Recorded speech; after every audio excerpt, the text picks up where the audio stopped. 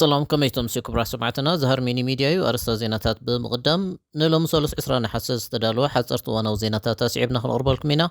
نمكت تالكم نعدم أبي يتبري كتر بصحة الزل على الوقت سامر كوانت خنا عبيتي كونسرت تاتي كايد بزي مهلوم مس عامل بموددار كتر بصحة مقدالار مهلوم ቁጽሪ ናይቶም ኣብ ውዲት ቅትለት ተሳቲፎም ተባሂሎም ዝተጠርጠሩ ትሕቲ 15 ዝዕድሜም ኮተቴ ምስ ዓሚ ተመሳሳሊ እዋን ክነጻጸር እንከሎ ልዕሊ 3 ዕጽፊ ወሰኻሪ ምህላው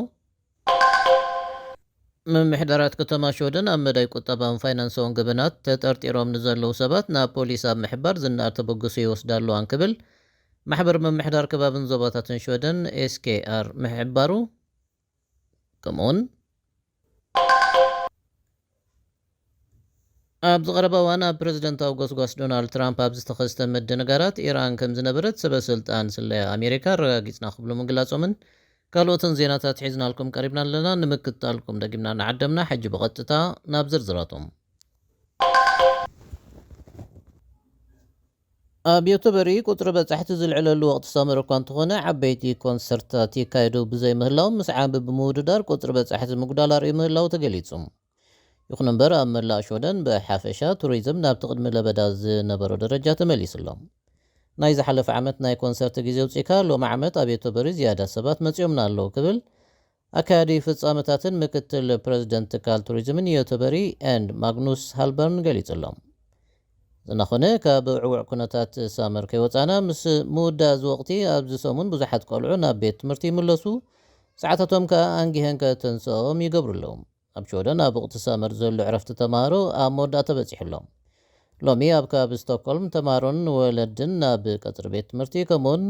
ናብ መዓልታዊ ልብዶም ክምለሱ ይረኣዩሎም ዳንኤል ፋሻ ጓሉ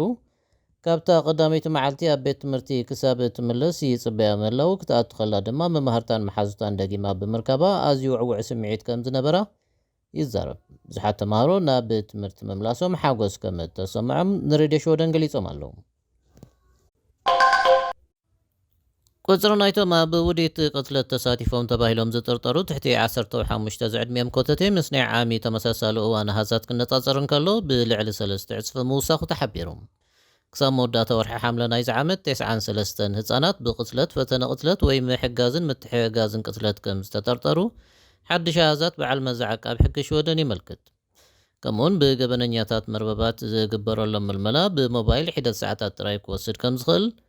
SVT ኒውስ ጸብጺባ ኣላ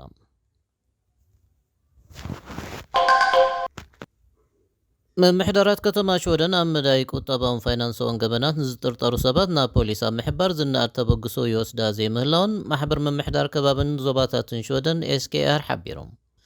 ብዝግባአና መጠን ናብ ፖሊስ ንሕብር ዘለና ይመስለንን ነዚ ኣብ ምምዕባል ድማ ንሰርሕ ኣሎና ክትብል ኣተሓባባሪት ኤስኬአር ክሪስቲና ኪርናን ገሊጻ ኣላ ዝናኾነ ኣብ ልዕሊ ምምሕዳራት ከተማ ዝፍጸም ቁጠባዊ ገበናት እናወስኺ ይኸይድ ኣሎ ክብል በዓል መዚ ቁጠባዊ ገበናት ሾደን ዘውፅኦ ጸብጻባት ሓቢሩ ኣሎ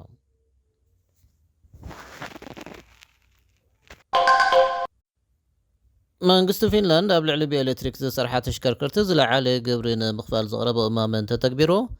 ፊንላንድ ኣብ ምንካይ ፈኖ በካል ትኪ ንድሕሪት ክትተርፍ ከም እትኽእል ተመራመርቲ ትካል ቁጠባዊ ምርምር ቫትን ማእከል ብሉጽነት ምርምር ስርዓታት ግብሪ ፊንላንድ ኤፍአይቲ ኣጠንቂቖም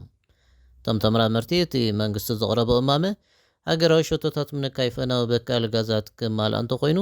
ፍርያት ተሽከርከርቲ ኤሌክትሪክ ብቕልጡፍ ክዓቢ ኣብ ዘለዉ ኩነታት ተዛማዲ ረብሓታት ኤሌክትሪክ ተሽከርከርቲ ከም ዝብሕጉግ ተማጒቶም ኣለዉ ዝቐረበ ለውጢ ግብሪ ንልምዓት መጓዓዝያ ካብቲ መብጻዕታት ሕብረት ኤውሮጳ ንምኽባር ዘድሊ ብኣንጻሩ ኣንፈት ከይመርሖ ዘስግዩ ክብሉ ጽሒፎም ኣለዉ ካብ ዜናታት ኖርዲክ የወፃና ፕረዚደንት ዩክሬን ቮሎዲሚር ዘለንስኪ ደንማርክ ንዩክሬን ካልእ ወታደራዊ ሓገዝ ንምሃብ ትዳሎ ከም ዘላ ብምግላጽ ናድኡ ገሊጹ በዚ ድማ ዘለንስኪ ንመበል 20 ግዜ ዝገብርዎ ሓገዝ ኣመልኪቱ ንመንግስትን ህዝብን ደንማርክ ኣመስጊኑ ኣሎ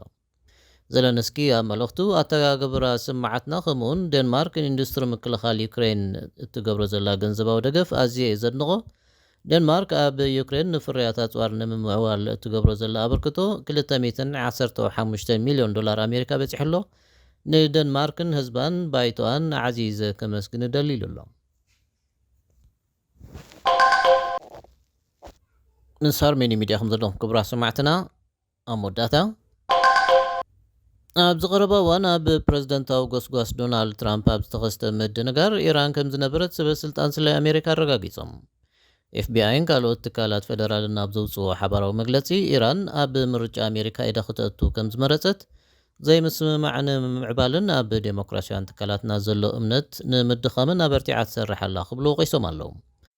በዚ ድማ ጎስጓስ ትራምፕ ኣጻብዕቱ ናብ ኢራን የመልክት ኣለዋ ሰበስልጣን ኢራን ነዚ ሓሶት እዩ ብምባል ከዋድቕዎን ከለዉ ነቲ ውፅኢት ምርመራ ዝፈልጡ ምንጭታት ንኣሜሪካዊ መሻርክቲ ቢቢሲ ዝኾነ ሲቢኤስ ኒውስ ኣብ ዝሃቦ ሓበሬታ ኢራናውያን በርበርቲ ሓበሬታ ማለት ሃከራት ንወፍሪ ጎስጓስ ተወዳዳሪት ፕረዚደንት ሰልፊ ዴሞክራትስ ካሚላ ሃሪስ እውን ዕላማ ከም ዝገበሩ ጥርጣሪኦም ገሊፆም ኣለዉ እቶም ሰመት ዝስላይ ኣሜሪካ ኣብቲ መግለፂ ማሕበረሰብ ስላይ ኢራናውያን ብማሕበራዊ ምህንድስናን ካልእን ኣቢሎም ንፕረዚደንታዊ ጎስጓሳት ክልቲኡ ፖለቲካዊ ውድባት ቀጥታዊ ርክብ ዘለዎም ውልቀ ሰባት ክረኽቡ ከም ዝደለዩ እምነት ከም ዘለዎም ሓቢሮም ኣለዉ ካብ ቀረባ እዋናታት ሒዞም ብዛዕባ ኢራናውያን ሃከራት ስክፍታታት እናዓበዩ ክመፁ ፀኒሖም ኣለዉ ኣብ ዝቐረባ እዋን ማይክሮሶፍት ምስ ኢራን ዝተኣሳሰሩ ጉጅላታት ዓብዪ ፅልዋ ዘለዎ ንጥፈታት እናበርከተ ክመፅእ ምርኣዩ ምግላፁ ዝዝከር እዩ እምበር ክቡራት ሰማዕትና ብሃርሜኒ ሚድያ ንሎም ሰሉስ 20 ሓሰት ዝተዳለወ ሓፀርቲ እዋናዊ ዜናታት እዞም ክሳብ ሕጂ ክትከታተልዎም ፀናሕኩም እዮም